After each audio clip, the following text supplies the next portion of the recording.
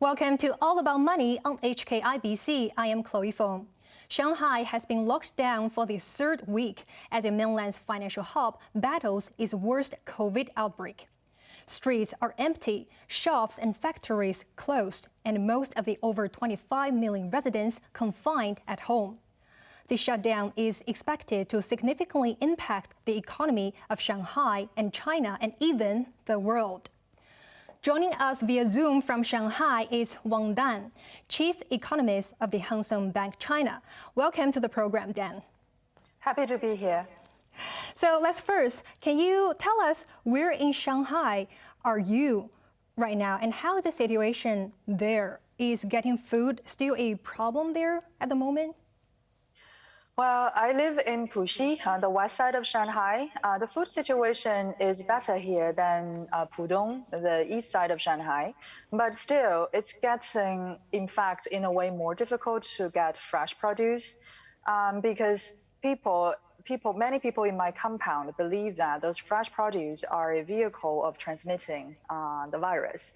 So this is my fourth week of the lockdown already, and we're actually anticipating at least another 2 weeks. Right, and starting this week, actually Shanghai is beginning to relax its lockdown measures under a so-called zoning strategy. It categorized like three levels of the areas. So I wonder how this is in your compound. Are you now allowed to go downstairs for a walk? Not at all, unfortunately. We have new COVID cases almost every single day, even after being already 3 weeks in lockdown. So there is a lack of personnel in this compound, including the volunteer people, because many of them got tested positive with COVID, so they were sent home or sent to the centralized quarantine places. And basically right now, people are governing this compound on their own, and nobody is really doing the disinfection work properly. And I suspect the situation won't get better anytime soon. Right, it's still very concerning at the moment. So at the moment, let's also talk about the Shanghai's economy, how the lockdown will impact Shanghai's local GDP from your perspective. Well, Shanghai's economy is still quite resilient. It has pretty much lost the GDP for the entire April and a big part of the March. But as soon as the current episode of COVID is under control, I believe there will be a strong rebound in consumption and city services. Judged by the situation in 2020, the disruption from COVID would only drag down Shanghai's GDP by about 0.1 to 0.3 percentage points. And if this is only a month and a half thing, I believe it won't be a significant impact for Shanghai. But if it becomes like recurring or repetitive throughout the rest of the year, it's going to be quite significant negative impact. Right. Actually, I'm also curious about Shanghai's economic impact for the whole nation because, Shanghai is mainland's financial hub and also the business hub. So I wonder how would Shanghai's lockdown actually impact the whole country's GDP? What is your opinion on that? Or overall economy? Shanghai has the largest provincial economy in China. It accounts for about 3.7% of the national GDP, and it also accounts about 20% of the country's container export capacity. So in the past month, the disruption on shipping and production is quite significant, and there is also growing concern on whether the situation can be sustainable. So for the national GDP, if it is only a 2-month thing, then I would compare this to the power shortage episode last year, which was very painful as well, and also quite disruptive for the supply chain. But eventually, because it's only a regional phenomenon, then the national GDP growth was not really affected at all. But for Shanghai situation, there might be more cities and provinces following the approach of the citywide or even provincial-wide lockdown. Then that will become a bigger problem. Right. Now we know that China's first quarter economic growth is expected to reflect the pressure from the, widespread citywide lockdown. What is your forecast for the first quarter GDP growth for China?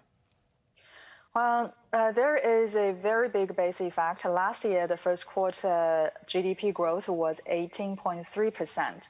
So I would be very surprised that this year's first quarter GDP would be positive growth, given that we pretty much lost a big part of the March. And the January and February economic figures were relatively strong, but they were not significantly enough to really negate the loss in March. So my guess is that the Q1 GDP would be about zero growth or even a mild negative growth region. Yeah, but how would that affect, China's annual GDP growth goal, which is about 5.5%? Do you think it will still be possible for China to achieve this goal? Well, the two sessions set this 5.5% of GDP growth for the whole year. And even back then, before the Ukraine war, before the COVID control in Shanghai, it was already quite ambitious. So now when we look at this goal again, it's pretty safe to say we can forget about it unless there is economic miracle. The policy response so far is quite conservative. We haven't seen a real monetary expansion targeting the situation, and the fiscal expansion is in place, but still the project scale is not big enough to really pull up the economy. Export is supposed to be the real driving engine for China's growth this year, but given how the transportation is disrupted right now, people would have doubt whether the export can be strong enough to really drive China's growth to even above 5%. Okay. May I know your forecast about the annual growth, GDP growth? We at Hang Seng Bank China still have the 5% as the annual GDP growth forecast. And our assumption is that there will be some really strong macro policy response, although it hasn't happened yet, but we will have to update in a month or two. Right. Following that, we know Premier Li Keqiang warned on Monday for the third time in a week of the threat of the upsurge in COVID posed to the Chinese economy. Do you think Beijing will soon unleash more stimulus? The market has largely expected the central bank to lower the RRR, the required reserve ratio, in April. And there is a high chance as well that the interest rate will also be lowered. And this will be quite important, especially for the private sector, but it won't be enough. There has to be more targeted measures towards the housing market and also towards consumers. Right. So what do you think should be done to mitigate these concerns? What should be the countermeasures from your perspective? Some of the countermeasures are already in place. The buying restrictions for new apartments have been relaxed quite significantly for second-tier and third-tier cities. Those are the smaller cities, but usually really important regional economic centers. But the thing is, you might relax the restriction. Whether people want to buy it is a different thing. So a more effective measure, in my opinion, would have to be subsidizing consumers directly. The central bank already have the central bank digital currency in place. Many people have downloaded the app, and they could just give out cash subsidies, just like what Hong Kong did last year. Like the e-vouchers, and now we're also rolling out the e-vouchers to, increase consumption capacity. I'm also wondering, Shanghai being one of the metropolitan cities in the world, it actually plays a very major role in the global economy as well. So I wonder, given the lockdown is continually ongoing, is still dragging, so how would it affect the global economy from your perspective? There are several aspects that Shanghai would be a quite significant impact for the global economy. One is its impact for goods supply and inflation, especially in the US and the European market.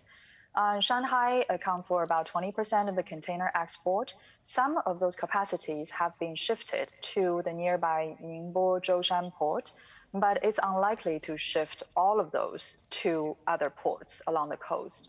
And if the current situation continue, as far as I know, now the delay on shipping is between 2 to 3 weeks. If, like what we have heard from the Shanghai local government, there might be another 2 weeks of lockdown, then it can be quite disruptive on the goods supply in the overseas market, which will drive up inflation even further for the Western economies. Right.